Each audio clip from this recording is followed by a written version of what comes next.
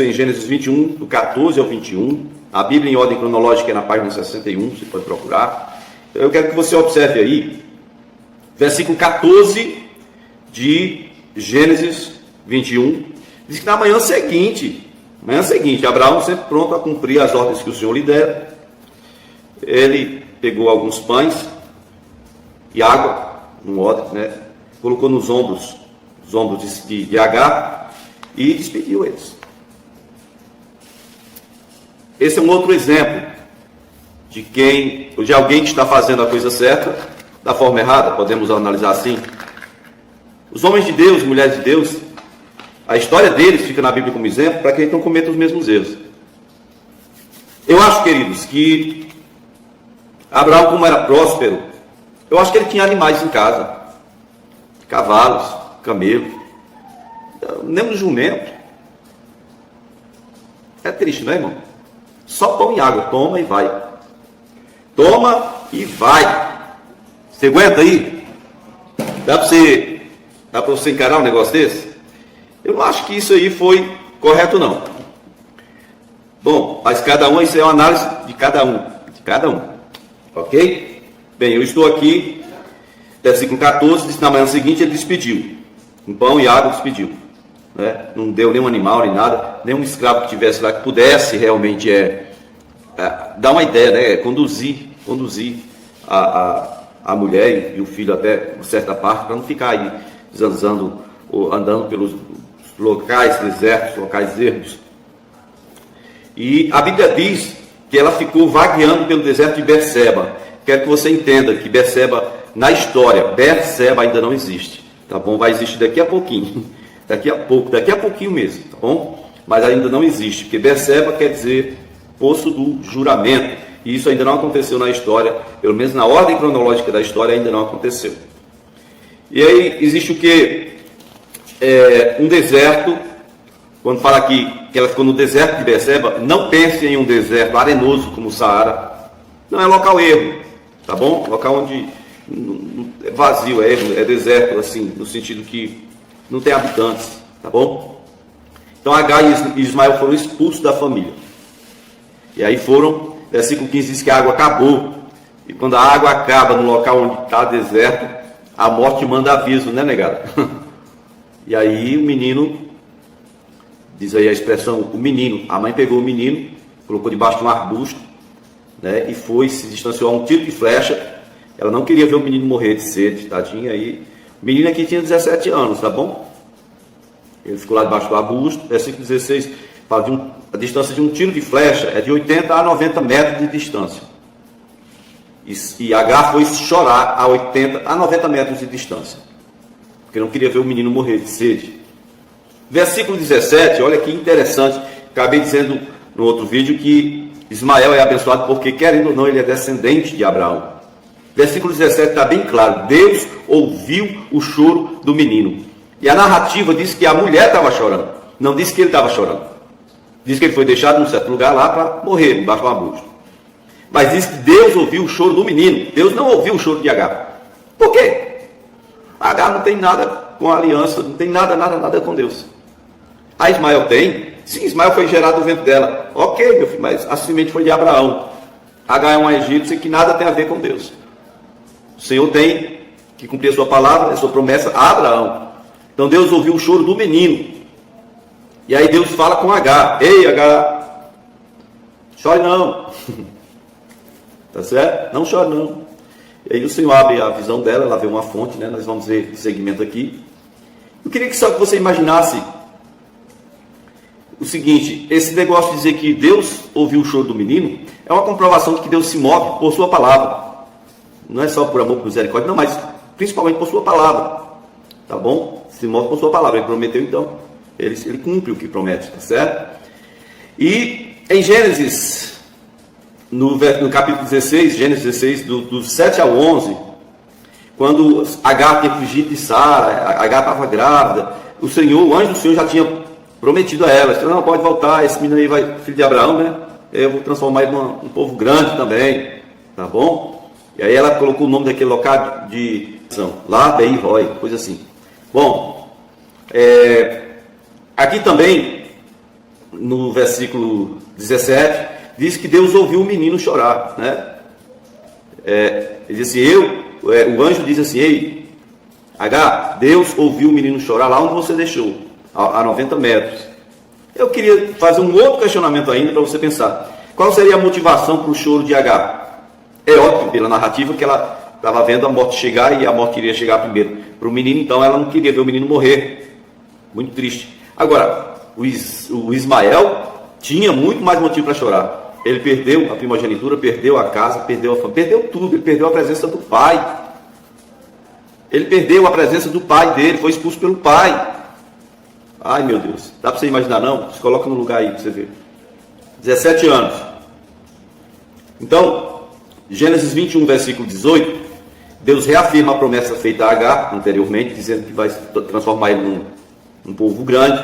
Versículo 19, quando Deus mostra uma fonte, né, uma fonte de vida, veio a possibilidade de continuar vivo, uma fonte para o sedento no deserto. Deus faz isso, não faz, né? Então Deus estava com o menino, versículo 20 diz. Por que Deus estava com o menino e não com a mãe? Porque o menino é descendente do Abraão. Deus cumpre o que lhe prometeu. Diz que o menino viveu no deserto. Que deserto? Deserto de Parã, onde ele se tornou flecheiro, né? Flecheiro. Deserto de Parã. Ismael casou-se com uma mulher egípcia, né? E eu quero que você compreenda que até esse momento aqui, Isaac com 3 anos, Ismael com 17 anos, e esse pessoal está vivendo ainda em Gerar, certo? Perto da local aqui, vamos dizer assim, perto da terra dos filisteus. Aqui nós vemos também o seguinte, que o Senhor Deus, Ele está se movendo pela palavra dele, e Ele nunca vai deixar realmente cair nenhuma de suas promessas por terra. O nosso assunto hoje está em Gênesis capítulo 21, do versículo 22 ao 34, onde está intitulado como Aliança com Abimeleque. Abraão entra em aliança com Abimeleque. Isso está no ano de 1864 a.C., o mesmo ano em que o Isaac foi desmamado, mesmo ano em que o Ismael foi ejetado, né, expulso da família e passou a viver em Parã. E dando seguimento aqui, hoje nós vamos falar sobre o nascimento de Betesda. Berseba. Betesda é lá na época do Novo Testamento. Berseba, ok? O texto que começa dizendo que Abraão fez aliança com Abimeleque já começa trazendo uma certa preocupação para a gente, porque nós sabemos que existe uma promessa sobre a vida de Abraão, que é abençoarei os que te abençoarem, amaldiçoarei os que te amaldiçoarem, em ti serão benditas todas as famílias da terra.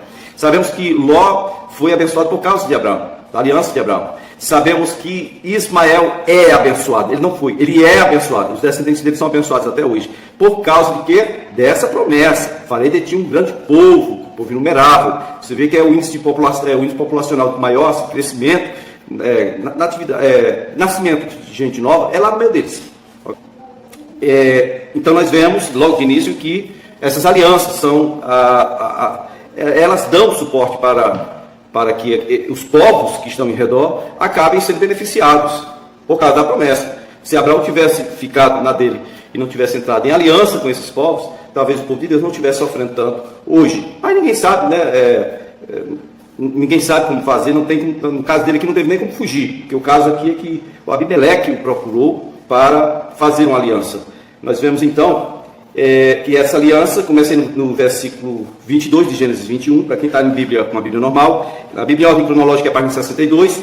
Então, Abimeleque, ele reconhece, no versículo 22, ele reconhece que Deus é Deus sobre todas as coisas. Ele chega para Abraão e diz: ei, nós reconhecemos que o Senhor Deus, Ele é todo poderoso, Ele está contigo em tudo que você fizer, nós reconhecemos isso. Agora o que nós queremos, versículo 23, ele diz assim, queremos que você, Abraão, nos trate do jeito que nós lhe tratamos. Eu quero que você trate a minha descendência do jeito que eu lhe tratei. Eu lhe acolhi em minha terra, eu não te expulsei, né, mesmo depois do que aconteceu, você ficou aí. Então eu quero que você jure, entre em aliança comigo, faça um juramento aqui. E Abraão, no versículo 24, né, ele jurou, é o termo de justiça que ele está pedindo aqui. Eu quero que você me trate do jeito que eu lhe tratei. Então, mas no versículo 25, tem um prenúncio de problemas, porque Abraão diz assim, olha, mas tem uma questão que eu quero resolver antes disso, que os seus servos, seus trabalhadores, seus escravos, não sei, servos aqui é escravo.